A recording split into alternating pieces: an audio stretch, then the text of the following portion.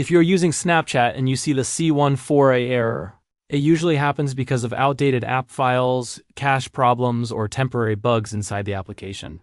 Fortunately, there's a simple way to fix this issue in this video.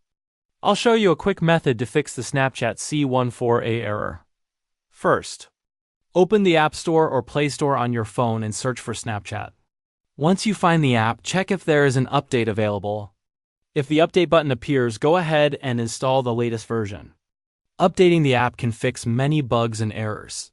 After updating, open Snapchat and go to your profile icon.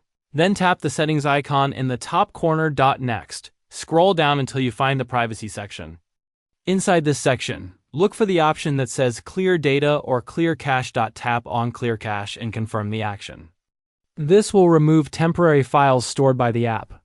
When you do this, Snapchat will restart automatically, which helps refresh the system and fix many common errors. Once the app opens again, the c14a error should be fixed, and Snapchat should work normally. And that's it.